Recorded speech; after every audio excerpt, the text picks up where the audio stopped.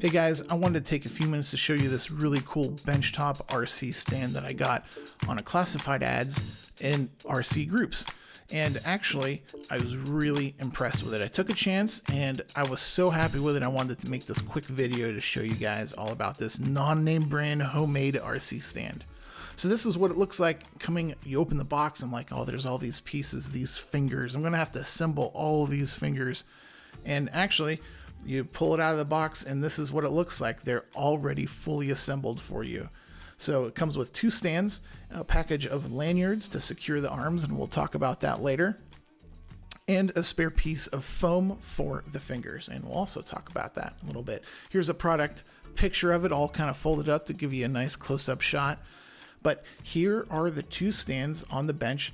And I also forgot to mention, it comes with an Allen key to adjust all of the fingers, but obviously you can use your normal Allen key tools as well. But here I'm just demonstrating really quickly. Each of these fingers has 4 bolts, 2 on the front, 2 on the back, depending on which way you're looking at it. And you can really adjust each finger to mold the plane, the wing, the boat that you're trying to hold. Look how thick that plywood is. These things are made of 3/4 inch Baltic Birch Plywood, B or double B grade.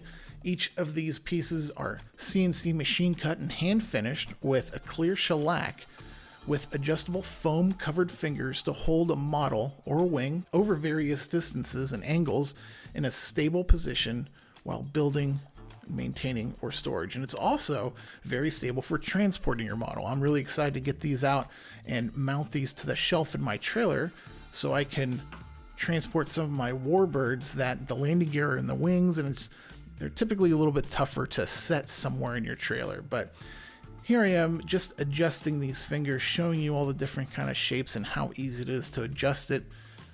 And we also notice that the end fingers has these little pins that have rings on them, and that's what the adjustable lanyard's attached to. And as I'm setting these up, you can kind of see you have a front and a back one. So on your bench, you can set the fuse right there. And I'm just rotating around. Look at this beautiful birch plywood. These things are solid, sturdy. I'm very happy with this purchase. And look how big that arc is. I mean, look how big of a boat or a wing or something that you can carry in there. And then near the end of the video, I'll show you the Gilmore and I'll show you what you can really do with this. I'm really happy with it.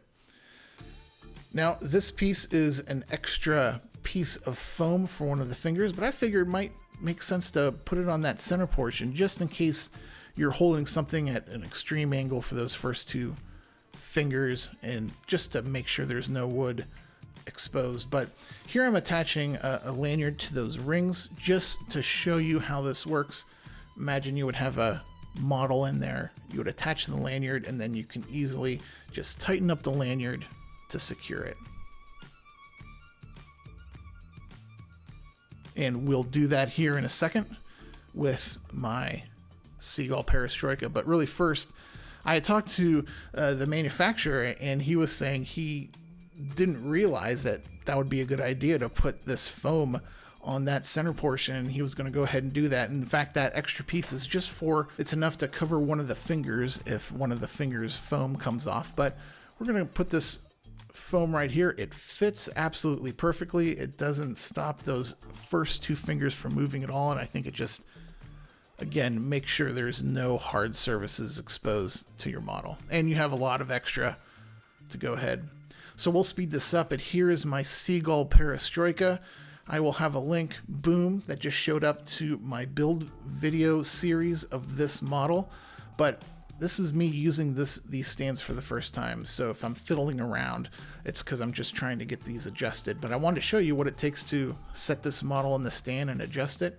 So we get it on a nice place in the front, and we'll start using the tool to loosen and tighten all of the bolts for the fingers to really get the arms to caress the fuselage just the way you'd like it. Done with the front, we'll move to the back, and obviously the rear of the fuselage is a little bit different shape, so we'll just take our time and, again, adjust these arms to caress the fuselage.